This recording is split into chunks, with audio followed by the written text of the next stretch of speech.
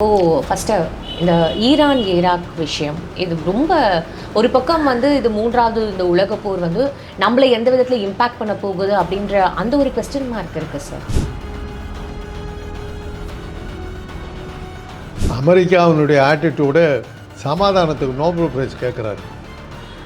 உலக அமைதியை கெடுக்கிறதுக்கான பரிசு எதாவது இருந்ததுன்னா அது அவருக்கு ட்ரம்ப்புக்கு தான் கொடுக்கும். கண்டிப்பாக பெட்ரோல் ப்ரைஸ் ஏறும். பெட்ரோல் ப்ரைஸ் எப்போ ஏறிச்சு தெரியுமில்ல? ஆட்சிக்கு வந்த உடனே நீ இந்தியாவிலேருந்து வரியா, நீ ரூபாயை கொடுத்து வாங்கிக்க. பாகிஸ்தான்லேருந்து வரியா, பாகிஸ்தான் ரூபாயை கொடுத்து வாங்கிக்க. மலேசியாவிலேருந்து வரியா, நீங்கள் மலேசியா ரிங்கிட்ட கொடுத்து வாங்கிக்க. டாலர் தான் கொடுக்கணும்னு ஒன்றும் அவசியம் இல்லை அப்படின்ட்டான். அப்போ தான் புஷ்ஷு நடுங்கி போட்டார். சார் புர்ஜ் கலிஃபாலாம் நமக்கே தெரியும். இப்போ டூரிஸ்ட் அங்கே இப்போ இருக்கிற யூஏஇ வந்து எவ்வளோ சேஃபஸ்டான ஒரு கண்ட்ரி அப்படின்னு பார்க்கப்பட்டது. கண்ட்ரிஸ் அந்த அந்த கல்ஃப் கண்ட்ரிஸ் எல்லாம் எவ்வளோ சேஃபஸ்ட்டுன்னு பார்க்கப்பட்டது. நெக்ஸ்ட்டு வந்து அங்கே வந்து அந்த டூரிசம் எவ்வளோ தூரம் ஒரு நல்ல வளர்க்கப்பட்ட ஒரு விஷயமா அங்கே பார்க்கப்பட்டது. துபாய் அதை போகிறதே பிடிச்சிட்டாங்க. இன்றைக்கி அங்கே குண்டு வீசியாச்சு வீசிக்கிட்டு இருக்கிறோம். அது அந்த மக்கள் என்ன ஆவாங்க தெரில. அங்கே நம்ம ஆளுக்கு நிறைய பேர் சிக்கிக்கிட்டு இருக்கான். யுத்தங்கிறது அவ்வளோ சுலபமான ஒரு விஷயம் இல்லை. அதெல்லாம் ஒரு காலத்தில் அன்னைக்கு இருந்த ஆயுதங்கள் வேறு. ஒவ்வொருத்தரையும் குறிப்பாத்து சுட்டுக்கிட்டு இருக்கு. இது இன்னும் வந்து இந்த போர் இன்றைக்கி தகவல் என்னன்னாக்கா நெத்தன்யாஹூ இஸ்ரேல் பிரைம் மினிஸ்டர் வீட்டு மேலே கொண்டு போய் அடுத்தது அவர் போய் சேர்ந்துருவார். இதெல்லாம் ஒரு முடிவு கிடையாது.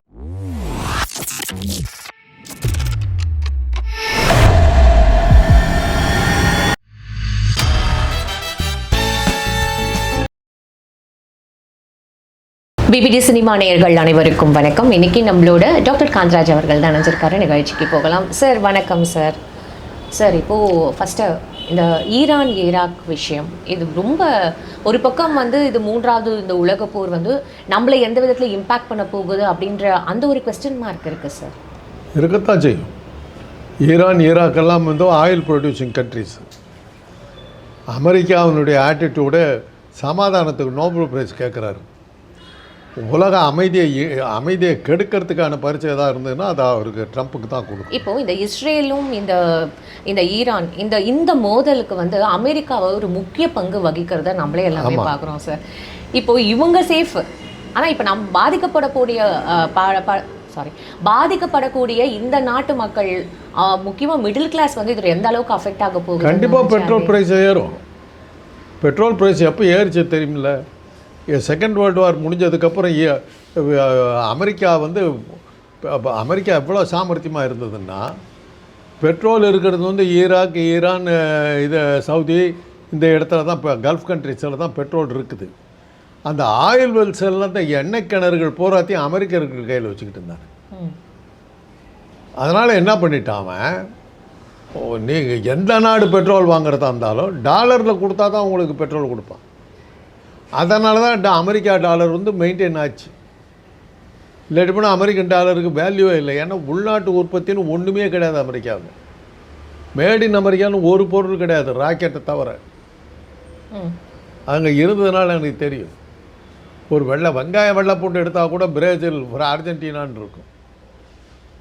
அவ்வளோ சுற்றி கடல் அமெரிக்காவை சுற்றி பசிபிக் ஓஷன், இந்த பக்கம் அட்லாண்டிக் ஓஷன் இவ்வளவு இருக்குது. எங்கேருந்தோ ஒரு மீன் இறாவெல்லாம் எங்கேருந்தாக்கா ஃபார்மர்ஸ் மார்க்கெட்டில் கண்டெய்னரில் கொரியாவில் பிடிச்சி இதில் ஜப்பானில் பிடிச்சி அதெல்லாம் தான் வந்து இறங்கு. இவ்வளோ பெரிய கடலில் அவன் மீன் பிடிக்கிறானா இல்லையான்னு தெரியல. அதை கூட அவன் யூஸ் பண்ணுறது. அவ்வளோ பெரிய ரிவர்ஸு. உலகத்தினுடைய மிகப்பெரிய ரிவர் வந்து நைலுக்கு அடுத்து வந்து மிசிசிப்பி மிசௌரி. அந்த மிசிசிப்பி மிசௌரி இருக்கிற இடத்துல எவ்வளோ கோதுமை விளையலாம், எவ்வளவு பயிர் இது அக்ரிகல்ச்சர் இது பண்ணலாம். ஒன்றுமே இல்லை, ஒன்றுமே கிடையாது. தனக்கு தேவையான கோதுமையாக தான் இது பண்ணுறாங்க. மாடுகள்லாம் அவ்வளோ பிரமாதமாக வளருது. பால் அபரிமிதமாக கிடைக்குது. ஒரு மாடு வந்து 18 லிட்டரு 20 லிட்டரு கறக்கும். அந்த அளவுக்கு செழிப்பான மாடுகள். அந்த பாலெல்லாம் உபயோகப்படுத்துறதுக்கு ஆள் இல்லாமல் கொண்டு போய் அந்த ரிவரில் கொட்டுறான். அதை தான் உலக நாடுகள் சொல்லிச்சு, ஏன்டா எத்தியோப்பியா மாதிரி நாடுகளுக்கெல்லாம் நீ அதை கொடுக்கக்கூடாதான்னு. அமெரிக்கன் எக்கானமி கொலாப்ஸ் ஆகிடும், கொடுக்க மாட்டான். இல்லை, இப்போ இது என்ன சொல்ல வர்றேன்னா, இந்த இந்த எண்ணெய் கிணறுகள் பூரா அவங்க கையில் இருந்தது. அமெரிக்கர்கள் இது பண்ணிட்டு இருந்தாங்க. அதை முதல்ல உடைச்சது வந்து சதாம் ஹுசேன். சதாம் ஹுசேன் ஆட்சிக்கு வந்த உடனே, நீ இந்தியாவிலேருந்து வரியா, நீ ரூபாயை கொடுத்து வாங்கிக்கோ. பாகிஸ்தான்லேருந்து வரியா, பாகிஸ்தான் ரூபாயை கொடுத்து வாங்கிக்கோ. மலேசியாவிலேருந்து வரியா, நீங்கள் மலேசியா ரிங்கிட்ட கொடுத்து வாங்கிக்கோ. டாலர் தான் கொடுக்கணும்னு ஒன்றும் அவசியம் இல்லை அப்படின்ட்டான். அப்போ தான் புஷ்ஷு நடுங்கி போயிட்டார். அது அந்த பெட்ரோல் வாங்கிறதுக்கு, பெட்ரோல் டீசல் வாங்கிறதுக்கு அமெரிக்கன் டாலர் தேவையில்லைன்னா அமெரிக்கன் டாலர் அடுத்த நிமிஷம் ரூபாயோட கேவலமாக போயிடும். அதனால தான் சதாம் ஹுசேனை அடித்து கொண்டு தூக்கி எறிஞ்சு தான் மறுவேளை பார்த்தாங்க. ஆமாம் சார். அது அப்புறம் தான் அந்த எண்ணெய் இதெல்லாம் இது பண்ணாங்க. இப்போ அதுக்கப்புறமும் ஈரான் வந்து அந்த நேரத்தில் இது முஸ்லீம்களுக்கிட்ட இருந்த பெரிய பிரச்சனை என்னென்னா, இவனுங்களுக்குள்ளார ஒரு ஒற்றுமை இல்லாமல் இருந்தாங்க முஸ்லீம்ஸ்குள்ள. ஆமாம், கல்ஃப் கண்ட்ரீஸில் இருந்தவொன்னும் சவுதிக்கு குவைத்தாவது, குவைத்துக்கு துபாயாவது, துபாய்க்கு சிரியா ஆகாது.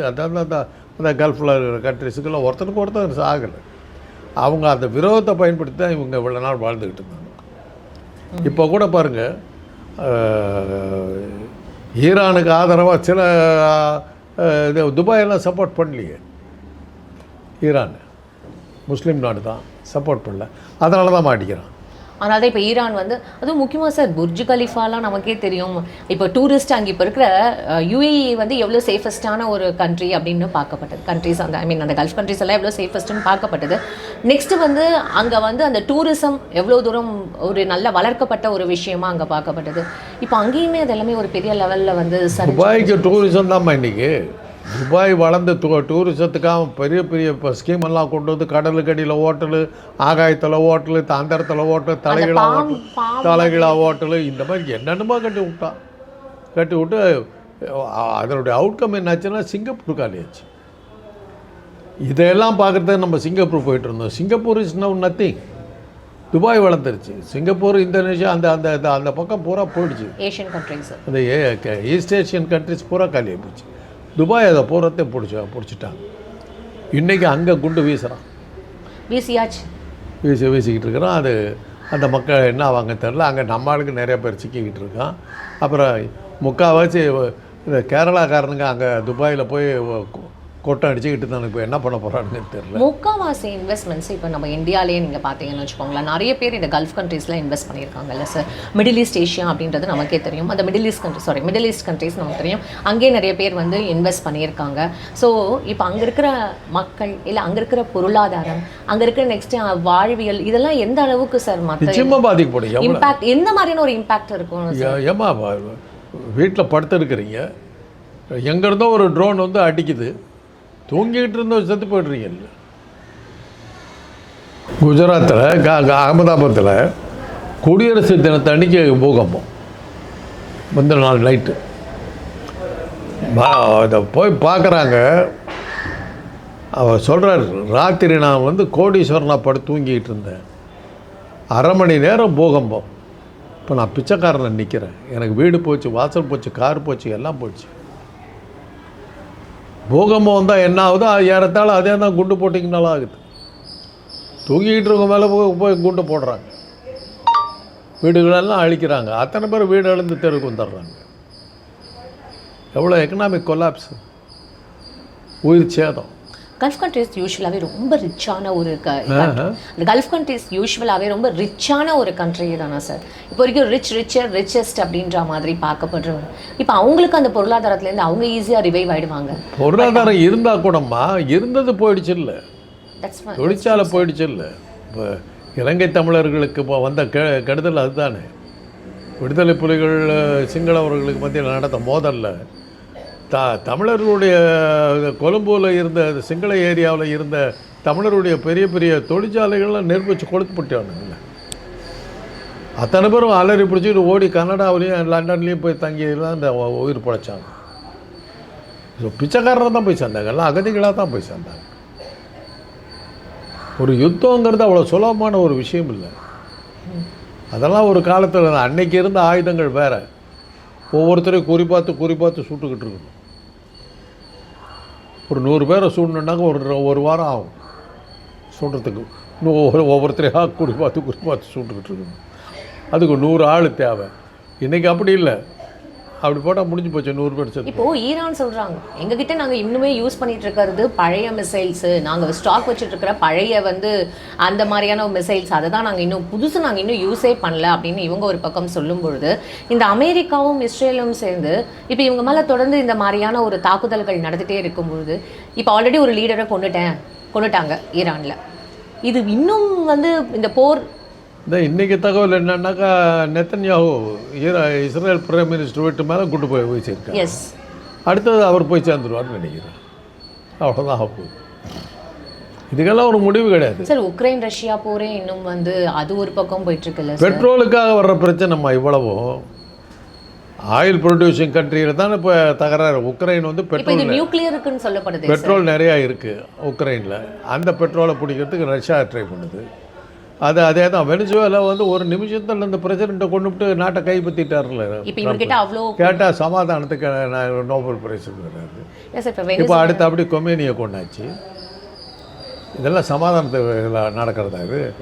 ஆயில் ப்ரொடியூசிங் கண்ட்ரிஸ் அந்த ஆயிலை வச்சுக்கிட்டு தான் மிரட்டான்னு சொல்லிட்டு அந்த ஆயிலை பூரா தான் பக்கம் கொண்டு வந்துட்டாக்கா உலகத்துக்கே தான் பெரிய தாதாபாயிடலாம் அப்படிங்கிறது தான் ட்ரம்ப்போட பிளான். அதில் என்ன லாபம்? இன்னும் கூடிய சீக்கிரம் ஆயில் தேவைப்படாமல் போகுது. இன்னும் 10 வருஷத்துக்கு மேலே ஆயில் தேவையில்லை.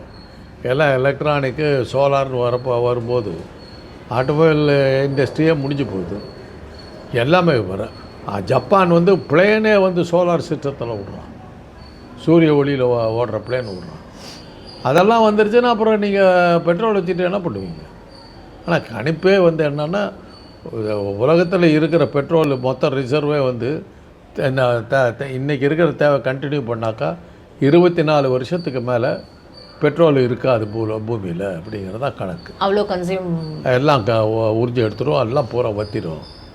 அதுக்கப்புறம் நம்ம அதனால தான் அந்த சிச்சுவேஷன் நம்ம போயிட்டுருக்கோங்கிறதுனால தான் இவ்வளவு நாள் ஐரோப்பிய நாடுகள் சூரிய வெளிச்சத்தையோ டிஜிட்டல் இது எலக்ட்ரானிக்கையோ யூஸ் பண்ணாமல் இருந்ததுக்கு காரணம், பெட்ரோல் இவ்வளோ நமக்கு இருக்கும்போது சூரிய வெளிச்சம் அவங்களுக்கு கிடையாது.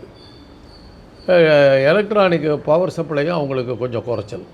இது ரெண்டையும் வச்சுட்டு நம்ம எப்படி நம்பிக்கிட்டு இருக்க முடியாது தான் அவங்க பெட்ரோலை இது பண்ணிகிட்டு இருந்தாங்க. பெட்ரோலே கிணறு வற்ற ஆரம்பிக்கிற போது அவங்களே இறங்கிட்டாங்க. இப்போது இந்தியாவுக்கு இது எந்த அளவுக்கு ஒரு இம்பேக்ட்? ஆல்ரெடி ஸ்டாக் மார்க்கெட் ஒரு பக்கம் விழுந்துட்டுருக்கு, கோல்டு ரேட் ஒரு பக்கம் இன்க்ரீஸ் ஆகிட்டுருக்கு, அடுத்து இங்கே பெட்ரோல் உயரும் அப்படின்ற மாதிரியான ஒரு விஷயங்கள் இங்கே சொல்லப்படுது. இப்போ ஆல்மோஸ்ட் 4 to 5 இயர்ஸாக இங்கே பெட்ரோல் விலை உயரவே இல்லை. பெட்ரோல் டீசல் விலையில் எந்த ஒரு மாற்றமும் இல்லை. இப்போ இந்த ஒரு இம்பேக்ட் எல்லா பிஸ்னஸ்லையுமே எந்த அளவுக்கு ஒரு இம்பேக்ட் க்ரியேட் பண்ண? கண்டிப்பாக இருக்கும். நீங்கள் ஒரு சின்ன ஒரு விஷயந்தான், அந்த சின்ன விஷயத்தினால வரக்கூடிய ரியாக்ஷன்ஸ் நிறையா இருக்கும். தெருவில் போகிற ஒரு பையனை கன்னத்தில் அரைஞ்சி போடுறோம். அவன் பெரிய பையனாக இருந்தான்னு வச்சுக்கோங்க, அவங்க அப்பா எல்லாத்தையும் கூட்டிகிட்டு ஊர் கலவரமாகவே மாறும். கன்னத்தில் அரைஞ்சா தான் ஆரம்பம். அது மாதிரி தான் இந்த பெட்ரோல் விலை உயருதுன்னா தங்க விலை ஏறிக்கிட்டே போகுது. தங்கம் இன்றைக்கி அவுட்டேட்டட், நம்ம நினச்சி பார்க்க முடியாது. எவ்வளோ தான் ஏற்றுறதுன்னு இல்லாமல் இருக்குது. ஆயிரக்கணக்கில், 2000, மற்ற 3000 குறையும் போது 100 கணக்கில் 200 ரூபா குறைந்தது. ஏறும்போது 2000 ரூபாய் ஆகிடுது. எப்படி தங்கம் இது இனி தங்கம் நமக்கு இல்லை, அது முடிஞ்சு போச்சு. அது பணக்காரர்களுக்கு மாத்திரம். சார், இந்த இஸ்ரேல் தொடர்ந்து வார் பண்ணுற சிச்சுவேஷனில் இருக்காங்களா சார்? அவங்களுக்கு என்னன்னா சார் பாலஸ்தீனோட அவங்களுடைய பிரச்சனை என்னன்னா, அவங்களுக்கு நாடு இல்லை. இன்னும் சொல்லப்போனால் இன்றைக்கி கல்ஃப் கண்ட்ரிஸ்ன்னு சொல்கிறது எல்லாமே யூதர்கள் வாழ்ந்த இடம்தான். அது முஸ்லீம்கள் இஸ்லாம் வந்ததுக்கு பிறகு அத்தனை பேர் முஸ்லீம்களாக மாறின பிறகு யூத மதம் ஏறத்தாழ அடிஞ்சு போச்சு. இன்றைக்கி யூதர்கள் இல்லை. யூதர்கள் இருக்கிறவங்க ஆனால் இருக்கிற யூதர்கள் பெரிய பணக்காரர்களாக இருக்காங்க, பெரிய புத்திசாலிகளாக இருக்காங்க. எந்த ஒரு ஊரில் பார்த்தீங்கன்னாலும் யூதர்கள் இருக்கிற ஊரில் யூதர்கள் தான் டாமினேட் பண்ணுவாங்க. சொன்னால் தப்பாக எடுத்துக்காதீங்க. ஏறத்தாழ நம்ம ஊர் பிராமின்ஸ் மாதிரி இருக்கிறது 10 பேர் தான். பட் அவங்க கையில் தான் ஆட்சி பூரா இருக்கும். அந்த மதுவதனி போகின்ற பொண்ணு அதான் சொல்லிச்சு, நாங்கள் 234 பேரும் சேர்ந்து நான் பிராமின்ஸ் உட்காந்து ஒரு தீர்மானம் நிறைவேற்றுறோம், அது ராஜ்பவனில் இருக்கிற ஒரு ஐயர் இருந்துக்கிட்டு முடியாதுன்ட்டு போகிறாரு. யார் பவர்ஃபுல்லாக? பொதுமக்களால் தேர்ந்தெடுக்கப்பட்ட 234 பேர் கொண்டு வர தீர்மானம் நியமிக்கப்பட்ட ஒரு பிராமணர் முடியாதுங்கிறாரு. அதுக்கு மேலே கோர்ட்டுக்கு போனால் அங்கே ஜட்ஜியாக உட்காந்துட்டு தான் உங்கள் ஆளுங்க. அப்புறம் எப்படி? அதனால தான் நாங்கள் ஏற்று நிற்கிறோம் அப்படின்னு. அதே தான் யூதர்கள். ஹிட்லர் யூதர்களை ஒழிக்கணும் ஏன் சொன்னால் இதே காரணம் தான். பத்திரிகைகள் பூரா அவங்க கையில் இருந்தது. படித்து பார்த்தீங்கன்னா நம்ம ஊருக்கு அதை மாதிரியே இருக்கும். ஜெர்மானிய பத்திரிகைகளில் வர்ற கருத்துக்கள் பூரா ஜெர்மனியில் கூடிய இருக்கிற யூதர்கள் கருத்தை தவிர ஜெர்மனியனுடைய கருத்துக்கள் இல்லை. இவங்க நான் ஒழிக்காம விட மாட்டேன், அப்படி தான் தகராறு. செகண்ட் வேர்ல்டு வாருக்கு காரணமே அது தான். ஏறத்தாழ அதே அடிப்படையில் தான் பிராமணர்கள் ஊடகங்களை கையில் வச்சுக்கிட்டு மாட்டிக்கிட்டு இருக்காங்க, வெள்ளைக்காரன் கையில் போட்டுக்கிட்டு எல்லாம் பண்ணுறாங்கன்னு சொல்லி தான் திராவிட இயக்கங்கள் இது பிடி ராஜன் இவங்கெல்லாம் என்ன கட்சியில் இருந்தாங்க? நீதி கட்சி, ஜஸ்டிஸ் பார்ட்டி அதுக்கு தான் ஆரம்பித்தாங்க, ஓப்பனாக ஆரம்பித்தாங்க. பனகல் மகாராஜா, போபிலி மகாராஜா, விஜயநகர் ராஜா, வெங்கடகிரி ராஜா, இவங்க எல்லாம் சேர்ந்த ராஜாக்கள். அப்போ ஒரு ஆந்திராங்கிற தமிழ்நாடு ஒரிசாவில் ஆரம்பித்து இது இருந்து, அதனால் இத்தனை ராஜாக்களை இருந்து இவங்க எல்லாம் சேர்ந்து பிராமண ஆதிக்கத்தை நம்ம ஒழிச்சாகணும் அப்படின்னு சொல்லி ஆரம்பித்தது தான் ஜஸ்டிஸ் பார்ட்டி. அது கரெக்டாக அந்த காலத்து மெட்ராஸ் ப்ராவின்ஸில் ஜஸ்டிஸ் பார்ட்டி தான் ஜெயிச்சது. காங்கிரஸ் தோற்றுக்கிட்டே இருந்தது. இந்தியா பூரா காங்கிரஸ் ஜெயிக்குது, மற்ற இடங்கள் பூரா காங்கிரஸ் ஜெயிக்குது. இங்கே ஜெயிக்க மாட்டேங்குது, இங்கே ஜஸ்டிஸ் பார்ட்டி தான் நிற்கிது. அந்த எண்ணத்தை தான் பெரியார் இன்னும் தீவிரப்படுத்தினார். ஜஸ்டிஸ் பார்ட்டியில் கூட கொஞ்சம் வளவளா குழக்கலான்றாங்க, அதெல்லாம் வேண்டியதில்லை, முழுக்க இது எதிர்கட்சியாக மாறும். சார், இப்போ இந்த கல்ஃப் கண்ட்ரீஸ்க்கு இது ஒரு பெரிய லாஸ் தான். அவங்க கண்டிப்பாக இதுலேருந்து வெளில வர்றதுக்கு கொஞ்சம் it will take time, but அவங்க வந்துடுவாங்கல்ல சார்? வந்துடுவாங்க. சரிம்மா, ஏன்னா அதை திருப்பி நீங்கள் சொல்கிறத கவனிக்கிறது. நீங்கள் பெட்ரோலுங்கிற ரிசர்வ் உங்களுக்கு இன்னும் 24 வருஷம் தான் இருக்குது. கரெக்ட். அதுக்கப்புறம் கல்ஃப் கண்ட்ரி என்ன பண்ணும்? இப்போ நீங்கள் 24 வருஷம் கழிச்சுன்றது வேற.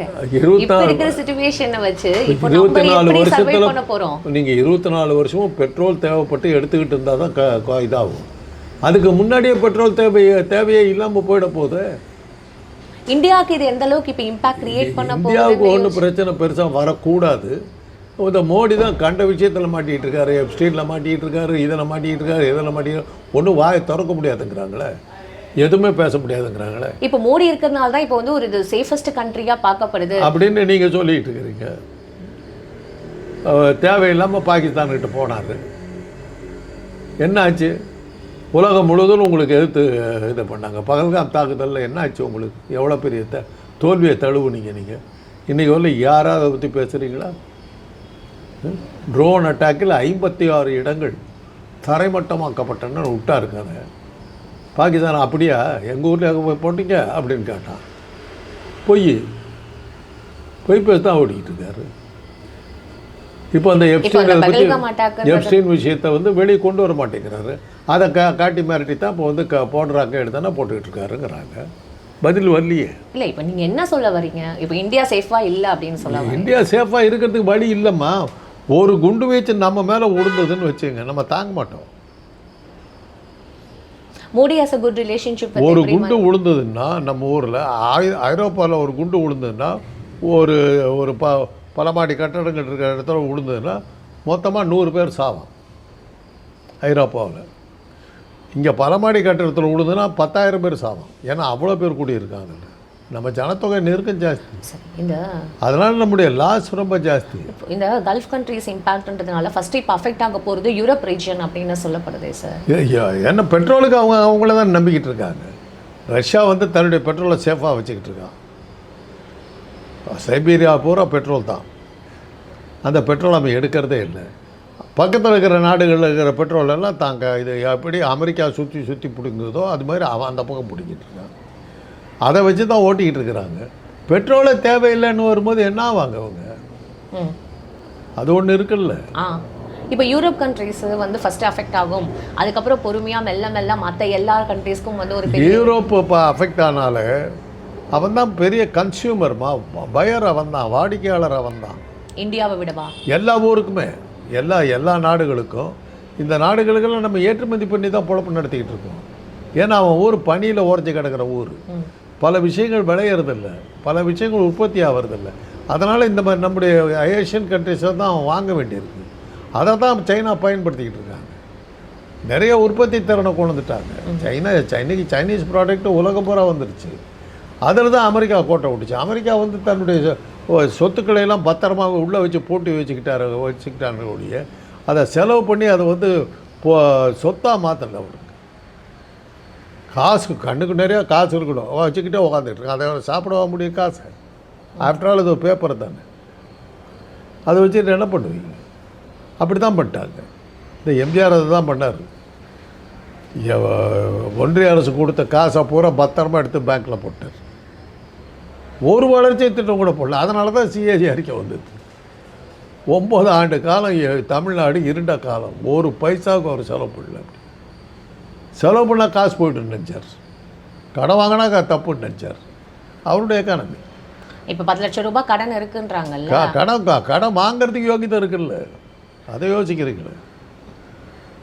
நிதி சுமை யார் மேல? நான் போய் ஒருத்தங்கிட்ட வந்து ஒரு 1000 ரூபா கொடுன்னு கேட்டால் கொடுத்துருவானா? எப்படிடா திருப்பி கொடுப்பேன்னு கேட்க மாட்டான். திருப்பி கொடுக்குற நம்பிக்கை இருந்தால் தான் நான் கொடுப்பான். கரெக்டு தான் சார். அப்படி இருக்கும்போது கடன் வாங்கிறதுக்கு உங்களுக்கு யோகியதை இருக்கணும். யோகியதை இல்லைன்னா நீங்கள் கடன் வாங்க முடியாது, கொடுக்க மாட்டாங்க. இவ்வளோ பெரிய கடன் வாங்கியிருக்காங்கன்னா அவ்வளோ நம்பிக்கை தமிழ்நாட்டு மேலே இருக்குதுன்னு அர்த்தம். கரெக்டு. அது அந்த கடனை திருப்பி எப்படி அடைக்கிறதுக்கு சக்தி இருக்கிறதுனால தான் நம்ம கொடுத்துருக்குறோம். யார் அடைப்பாங்க? இது இன்றைக்கி தொழிற்சாலைகள்லாம் ஆரம்பிச்சிருக்கோம், கட்டிக்கிட்டு வர்றோம். இப்போ வந்து இந்தியாவுடைய மிகப்பெரிய பணக்காரர் அம்பானி அதானிங்கிறாங்கம்மா. அவர் பாக்கெட்டில் கை விட்டு பார்த்தீங்கன்னா 10 ரூபா இருக்காது. காஃபி காசு வேணும்னு கேட்டீங்கன்னா இருக்காது.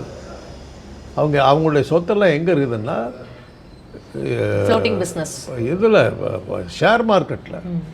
அவங்களுடைய ஷேர் பூரா அவங்களுடைய கம்பெனிஸ் இவ்வளோ இருக்குது, இவ்வளோ வருமானம் இருக்குது. அதனால் அவங்க ஷேர் வந்து 10 ரூபா ஷேர் வந்து 10,000 ரூபாய்க்கு போகும். அந்த ஷேர் மார்க்கெட்டு அம்பானி உளுந்தாருன்னா அம்பானி நமக்கு ஈக்குவல் ஆகிடுவார். ஷேர் தான் இருக்கும். அவங்க சொத்துக்கள்னு எடுத்துக்கினாக்கா என்னன்னா அவர் குடியிருக்கிற வீட்டை தவிர ஒரு பேரில் ஒன்றும் இல்லை சார். பட் அவங்க பிஸ்னஸ் உலகம் பூரா நடந்துக்கிட்டு, அதை வச்சு அவங்களுடைய ஷேர் பெருசாக இருக்குது. அதில் வச்சு தான் நீங்கள் பணக்காரன்னு சொல்கிறீங்க. Fine sir. இப்போது இந்த வார் இம்பேக்டை நம்ம பேசுகிறோம். இந்த செகண்ட் வேர்ல்டு வாருக்கு அப்புறம் இது ஒரு தேர்ட் வேர்ல்டு வாரா அப்படின்னு வந்து பார்க்கப்படுது. இந்த உக்ரைன் ஒரு பக்கம், உக்ரைன் ரஷ்யா வார் அது போயிட்டுருக்கு. இந்த இஸ்ரேல் பாலஸ்தீன் என்னாச்சுன்னு தெரியல. அதுக்குள்ளே இப்போது அமெரிக்கா இஸ்ரேலோட சேர்ந்து ஈரான் மேலே இப்படி ஒரு வார் வந்து இது பண்ணுறாங்க. இப்படிலாம் போய்கிட்டே இருக்கும் பொழுது இது இல்லை காலமெல்லாமே இந்த சின்ன சின்ன சண்டைகள் நடந்துக்கிட்டே தான் வருது. இல்லை சார், அன்எம்ப்ளாய்மெண்ட்னு ஒரு பக்கம் இங்கே பேசிகிட்டு இருக்கோம், ஏஐன்னு ஒரு பக்கம் பேசிகிட்டு இருக்கோம், ஒரு பக்கம் விலைவாசி எல்லாம் ரைட்டு, எல்லாம் நீங்கள் பாயிண்ட் எல்லாம் ரைட்டு. என்றைக்கு நம்ம வந்து உலகம் யுத்தமே இல்லாமல் உலகம் எங்கே இருந்தது? கொஞ்சம் காலத்துக்கு நாங்கள்லாம் கல்லூரியில் படிக்கிற காலத்தில் வியட்நாம் யுத்தம் மிக பெருசு. அமெரிக்கா தோத்த இடம். சொன்னீங்க நீங்கள். ஒன்றுமே பண்ண முடியலையே, அவங்க ஒன்றும் பண்ண முடியல. வியட்நாம் வீரர்கள் வீர வணக்கம்னு எழுதிவிட்டாங்க, சரண்டு தானே ஆச்சு அமெரிக்கா. அதே மாதிரி கியூபாவுக்கும் அமெரிக்காவுக்கும் மத்தியில் அவ்வளோ பெரிய தகராறு. இன்றைக்கி உள்ள கியூபா ஒன்றும் பண்ண முடியல அவங்களால. வெனிசுவாலே இதை விட பல மடங்கு பெரிய ஊர், பொத்துன்னு விழுந்துட்டான். சார், இப்போ இந்த கேள்வி நான் திருப்பியும் கேட்குறேன். மோடி இருக்கிறதுனால தான் இந்தியா வந்து இட் இஸ் கன்சிடர்ஸ் சேஃபஸ்ட் வந்து ஒரு வி கேன் லிவ் அப்படின்ற மாதிரி சொல்லப்படுது இல்லை சார்? தெரியாதுமா, அது நம்ம தெரியாது. ஏன்னா யார்கிட்டையும் வம்புக்கு போகிறதால சொன்னவங்க எவன் வந்து சொன்னாலும் மோடி நீங்கள் நான் இந்தியாவை எங்கிட்ட கொடுத்துட்றீங்களா, வச்சுங்க சாமி அப்படின்ட்டு வர்ற ஆள் அவர். அதனால் இந்தியா அமைதியாக இருக்குதுன்னு அர்த்தமா? இப்போ யாருக்காவது அடகு வச்சுருக்கோன்றீங்க. பின்ன என்ன, இப்போ பெட்ரோல் விலையெல்லாம் ஏறப்போகுது, என்ன பண்ண போகிறாரு? தங்க விலை ஏன் ஏறிட்டு போகுது? வகைத்தொகை இல்லாமல் ஏறிட்டு போகுது. என்ன பிஸ்னஸ் நடக்குது, என்ன தொழிற்சாலைகள் நடக்குது? இது எதுவுமே வந்து இப்போ இந்த வளர்ச்சி திட்டங்கள் மோடி அரசாங்கம் வந்து வளர்ச்சி திட்டங்கள் எங்கேயாவது கொண்டு வந்துருக்குதோ அதை சொல்லுங்கள். இல்லை, நீங்கள் எங்கேயுமே கொண்டு வரலன்னு அப்படின்னு நீங்கள் இத்தனை 10 வருஷமாக உட்காந்து என்ன பண்ணிகிட்டு இருந்தீங்க? ஒரு நாளாக 2 நாளாக 2 எலெக்ஷன் ஜெயிச்சிருக்கீங்கம்மா. அதுவும் மொதல் எலெக்ஷனில் வந்து அப்சல்யூட் மெஜாரிட்டியில் ஜெயிச்சிங்க. என்ன பண்ணீங்க? ராமர் கோயில் கட்டினீங்க, பாபரி மசீதை இடிச்சிங்க, அவ்வளோதான். ரெண்டு தான் அவங்களுடைய சாமர்த்தியம், வேறு என்ன இருக்குது? அதை தான் கெஜ்ரிவால் கேட்டார். நேரு ஓப்பன் பண்ண ஐஐடியில் படித்து தான் நான் இன்றைக்கி இப்போ வந்திருக்கேன். இன்ஜினியராக வந்து இன்றைக்கி பெரிய ஆளாக வந்து. நீங்கள் இதெல்லாம் சொல்லிட்டு இருக்கீங்க. மோடி இப்போ திருப்பரங்குன்றம் வந்து இப்போ அங்கே வந்து தீபம் அங்கே பூஜை பண்ணியே ஆகணும், அது இப்போ தீபம் ஏற்றி மத கலவரத்துக்கு ரெடி பண்ணுறாரு எலெக்ஷனுக்கு முன்னாடி. அது நான் தான் சொன்னேனே, எலெக்ஷனுக்கு முன்னாடி இதெல்லாம் வரும். இன்னும் வெயிட் பண்ணுங்க, நேருவை கைது பண்ணுவாங்க. மோடி திருப்பரங்குன்றம் வர்றதுக்கும் இந்த மத கலவரத்துக்கும் என்ன அவர் வாட்டு? ஆமாம், அங்கே எங்கே போய் கும்பிடுறாரு? அந்த தர்கா கிட்ட போய் கும்பிடுறாரு. என்னத்துக்கு போகிற? உனக்கு முருகனை பற்றி தெரியுமா யாருன்னு? உனக்கு அந்த உன் கடவுள் அவர். உனக்கும் இந்துத்துவாக்கும் முருகனுக்கு என்ன சம்பந்தம்? திருத்தணியை தாண்டாத கடவுள் அவர். ஏன் பக்கத்தில் இருக்கிற பழமுதிர் சோழ கார்த்திகேயான் பக்கத்தில் நார்த் இந்தியால கார்த்திகேயான் வந்து கார்த்திகேயான் நீங்கள் போய் மலேசியால வந்து அதை விட்டுருங்க, உலகம் முழுவதிலும் முருகன் வழிபாடு இருக்கு. நீங்க தானே திருத்தணி தாண்டலன்னு சொன்னீங்க. இந்தியாவை சொல்கிறேன், தமிழ்நாட்டை தாண்டி நீங்கள் வந்து முருகன் கோயில் இருக்கிற ஒரே இடம் வந்து சுப்பிரமணிய ஸ்தலம் மங்களூரில், வேறு எங்கேயுமே கிடையாது. ரிஷிகேஷில் வந்து கார்த்திகேயன்னு ஒரு கடவுளை வச்சுருக்காங்க. அதுதான் முருகனை பற்றிய ஒரே இது. இந்துத்துவாவில் வேதங்களில் சொல்லப்படாத கடவுள். வேதங்களில் இப்போ முருகனும் கிடையாது, சிவனும் கிடையாது. உனக்கு அதுக்கு என்ன சம்பந்தம்? ஏன்னா நீங்கள் இப்படி சொல்கிறீங்க, காசி எவ்வளோ ஃபேமஸ்ஸு, கைலாஷ் மலை எவ்வளோ ஃபேமஸ்ன்றது உங்களுக்கு தெரியும். கைலாஷ் மலையெல்லாம் இருக்குதுமாங்க, பட் வேதத்தில் இல்லையே. வேதத்தில் இல்லையே. ருத்ரனுங்கிற பேரில் சொல்கிறது ஒரு வேளை சிவனாக இருக்கலாம்ங்கிறது தான் எழுதியிருக்காங்க. ஒரு வேளை. ஆனால் இப்போ வந்து ஒரு ராமாயணம் ஒன்று ஓடுது, எல்லாமே சிவபெருமான் தான் நடத்துனான்னு காட்டுறாங்க. யார் காட்டுறாங்க? ஆனால் அது ஒரு பக்கம் இருக்குது. தென்னாட்டுக்கு வரும்போது அவங்களால சிவனை ஒதுக்க முடியல. ராமனை அவ்வளோ பெரிய இவன் பலசாலியாக காட்டிட்டாங்க, ராவணனையே கொள்கிற அளவுக்கு பெரிய ஆளுன்ட்டாங்க. சிவனு இருங்க, சிவனுக்கு பெரிய சிவபக்தனை கொண்டுட்டுவாங்கிறதுக்காக சிவபெருமான் நம்மளை சபிச்சிடக்கூடாதுங்கிறதுக்காக ராமேஸ்வரத்தில் வந்து லிங்கத்தை வச்சு பூஜை பண்ணதுனால ராமேஸ்வரம் ராமனால் வழங்கப்பட்ட ஈஸ்வரன். ஆக ஈஸ்வரன் தான் பெருசு. தென்னாட்டுக்கு வந்தா ராமலிங்கம். ஸோ இதா அதனால் கைலாசமலை அங்கே இருக்கலாம். போட்டியே அதுதானம்மா. உலகத்தின் மிக உயரமான மலையில் வந்து சிவபெருமான் உட்காந்துட்டாருன உடனே வைஷ்ணவர்கள் பார்த்தாங்க, நாங்கள் கடலுக்கு போகிறோன்னு கடலுக்கு போயிட்டாங்க. இப்போ பெரிய கடலுக்கு போயிட்டாங்க. சிவன் கழுத்தில் பாம்பு சுற்றிக்கிட்டு நிற்கிது. சிவன் கழுத்தில் தானே சுற்றிக்கிட்டு, பாம்பு மேலேயே நான் படுத்துக்கிறேன். பாம்பு படுக்க ஆதிசேஷன் பட்டை இப்படி தீட்டுறேன், நாம இப்படி போடுறேன். எல்லாம் சைவ வைணவ போராட்டம். எனக்கு ஒரு டவுட், இப்போ வந்து சிவன்ற ஒருத்தர் தான் உண்மையான கடவுள் அப்படி சொல்ல, ராமர் கிருஷ்ணன்ற கடவுள்லாம் கிடையாது. ராமர் கிருஷ்ணர்லாம் கடவுள் கிடையாது. அது அவங்க பெரிய மன்னர்களாக இருந்திருக்கலாம். உங்களுக்கு ஒரு விஷயம் தெரியுமா? கிருஷ்ணன் வந்து சமணர்களால் வணங்கப்படுகிற ஒரு அரசன் தெரியுமில்ல? குஜராத்தை சேர்ந்தவன். அவன் சமணர்களால் வணங்கப்பட்ட கடவுள் ஒருத்தன். கடவுள்னாக்க சமணர்களுக்கு கடவுள் கிடையாது, அதாவது தெய்வாம்சம் பொருத்தியவர்களுக்கு. அதனால் அந்த கிருஷ்ணன் வந்து சமண மத கிருஷ்ணன் இவங்க ஏற்றுக்கிறது இல்லை. அதில் சொல்லப்பட்ட கதைகளை தான் இவங்க இதில் கொண்டு சேர்த்துக்கிட்டாங்க. ஏன்னா இந்த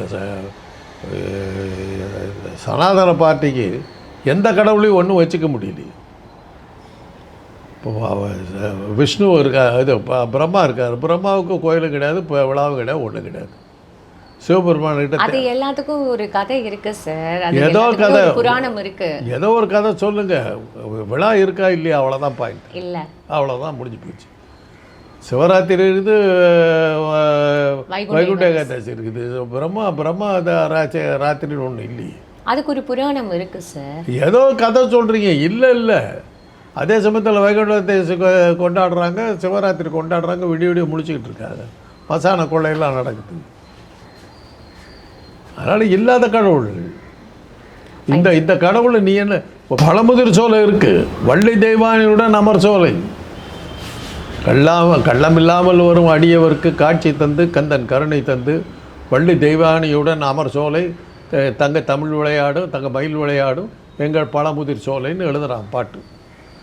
அங்கே போனாக்கா புருஷன் பொண்டாட்டி எல்லாத்தையும் கும்பிடலாம் இல்லை, தெய்வ யானைங்கிற மேல் ஜாதிக்கார பெண்ணை திருமணம் பண்ணிக்கிட்ட ஊர் வந்து திருப்பரங்குன்றம். அங்கே போய் கும்பிடுறாருன்னா என்ன அர்த்தம்? இந்துத்துவ சனாதனம். சார் எப்படிலாம் யோசிக்கிறீங்கல்ல? அதுதான் உண்மை. இப்போ பழமுதிர் சோலை ஏன் நீங்கள் பெருசாக கொண்டாடல? அங்கே தானே முருகன் கழுகாசல காட்சிங்கிறது பெரிய காண கிடைக்காத காட்சி இல்லை. ஔவையாருக்கு கொடுக்கப்பட்ட தரிசனம் இல்லை அது. வெள்ளி தெய்வானையோட அவர் காட்சி கொடுத்தது வழக்கமாக ஔவையாருக்கு கொடுத்தாருங்க. அதுக்கு அடுத்தது அருணகிரிநாதர் கொடுத்ததா சொல்கிறாங்க. அப்படிப்பட்ட ஒரு மங்களகரமான இடத்த விட்டுட்டு போய் முதல்ல வெல்வெட்டு மெத்தை, அதுக்கு மேலே டண்ட பில்லோ, அதுக்கு மேலே குஷனு, அதுக்கு மேலே ஏசி, அதுக்கு மேலே ஒரு சிவப்பு துண்டு, அதுக்கு மேலே போட்டு படுத்து கும்பிடுறாரு. Sir prime minister of India. அது ஏன்னா பிரைம் மினிஸ்டர் ஆகாயத்தில் மிதக்க வேண்டியது தானே, தரையிலேயே நடக்கிறார். கோவிலுக்குள்ள எப்படி சார் அப்படி? இது ஆகாயத்தில் மிதக்க வேண்டியது தானே பிரைம் மினிஸ்டர் ஆச்சு. எங்கே போனாலும் அப்படியே நீங்கள் இன்னைக்கு சேஃப்டியாக இங்கே உட்காந்து எனக்கு பேட்டி கொடுக்குறீங்களே, அதுக்கு யார் காரணம்னு கொஞ்சம் யோசிச்சு பார்த்தீங்களா? நான் இந்த பேட்டியை நான் எல்லா காலமும் கொடுத்துக்கிட்டு இருக்கேன். இல்லை, இப்போ நீங்கள் வந்து இந்த வேர்ல்டு வாரே நடந்தாலும் இப்போ இந்த பேட்டி கொடுக்கறதுக்கான காரணம் என்ன நினைக்கிறீங்க? மோடி தான். ஏன்னா அவர் தான் எனக்கு பாட்டுடைய தலைவனே அவர் தான். நான் கிண்டல் பண்ணுறது அவர் தான். பாருங்க, இப்போ சர்மா, இப்போ பேர் என்ன சர்மாவா, பேர் என்ன ஹரிஹர சர்மா, யார் சார்? இவர் பாஜக தலைவர், இது ஹாஸ்பிட்டலில் படுத்து கிடக்கிறார். ராஜா சார். எச் ராஜா சர்மா தான். அவர் போய் முருகன் கோயிலுக்கு போய் கையை வச்சார். ஸ்ட்ரோக் வந்து படுத்துக்கிட்டார்ல சார். என்ன சார் பேசுகிறீங்க? இதெல்லாம் நீங்கள் பேசுகிறீங்க, நான் பேசக்கூடாது. இப்போ நடந்து போச்சு இல்லை. ஒருத்தர் வந்து சீந்தலையே, மோடி வர்றாரு, அமித்ஷா வர்றாரு, ஒரு தமிழ்நாட்டினுடைய தலைவராக இருந்த மாநில தலைவராக இருந்த ஒருத்தர் வந்து பார்க்கறதுக்கு போகலையே, ஆளு காலி இல்லை. ஸோ நான் தான் அன்றைக்கி எம்ஆர் ராதா வந்து பெரிய நாத்திகர். அவரே சொல்லியிருக்கார், முருகன்கிட்டையெல்லாம் விளையாடக்கூடாது, அம்மன்கிட்டையெல்லாம் விளையாடக்கூடாது. ஏன்னா வள்ளிங்கிற படத்தில் சிவாஜி நடித்த போது முருகனை நடித்தார். பல அந்த ஷூட்டிங்கில் அவர் உடம்பு சரியில்லாம் படுத்து படம் தடப்பட்டு வந்து சிவாஜியால் உடம்பு சரியில்லாமல் போய் படம் தடப்பட்டது வந்து வள்ளி படத்துக்கு மாத்திரம் தான். அதை தான் எம்ஆர் என்ன சொன்னார்னா, நீ திருமாலா போடலாம், சிவபெருமானாக போடலாம், ஆஞ்சநேயராக போடலாம், ராமராக போடலாம், முருகன்கிட்ட வச்சுக்காத. நீ அதுக்கான என்னென்ன இதெல்லாம் பூஜை இதெல்லாம் இருக்குதோ அதையெல்லாம் நிறைவேற்றி தான் நீ மேக்கப்பை போட்டிருக்கணும் அப்படின்னார். குமுதத்தில் வந்து அது ஒரு நாத்திகர் எம்ஆர் ராதா. அவர் கூட பாருங்கள், தேவாசுர யுத்தம், இது ராமாயணம்னு சொல்லிட்டு சிசுபாலன்னு சொல்லி ராமர் கதையை தான் எடுத்தார் ஒழிய முருகங்க பற்றி நான் இதெல்லாம் புராணங்களை கிண்டல் பண்ணி அவர் எடுக்கவே இல்லை. Fine sir. ஸோ இந்த வேர்ல்டு வாரம் அப்புறம் இந்த விஷயங்கள்லாம் வந்து எந்த அளவுக்கு இம்பேக்ட் ஆக போகுதுன்றது இன்னும் நம்ம வந்து வரக்கூடிய காலத்தில் வந்து டிஸ்கஸ் பண்ணலாம். இன்னொரு வேர்ல்டு வார் வந்ததுன்னா மனித இனம் அழிஞ்சிடும், அவ்வளோதான். இப்போவே உங்களுக்கு வந்து ஆர்டிஃபிஷியல் இன்டெலிஜென்ஸ் வந்துருக்குது, இந்த வேர்ல்டு வார் ஆயில் கிரைசிஸ் வந்துருக்குது, வேர்ல்டு வார் வரத்துக்கு போகுது. இதெல்லாம் மூணும் சேர்ந்து பார்க்கும்போது மனித இனத்தில் தன்னுடைய அழிவை நோக்கி படு வேகமாக போயிட்டு இருக்குதுன்னு தோணுது. ஃபைன் சார், தொடர்ந்து பேசலாம். நன்றி சார்.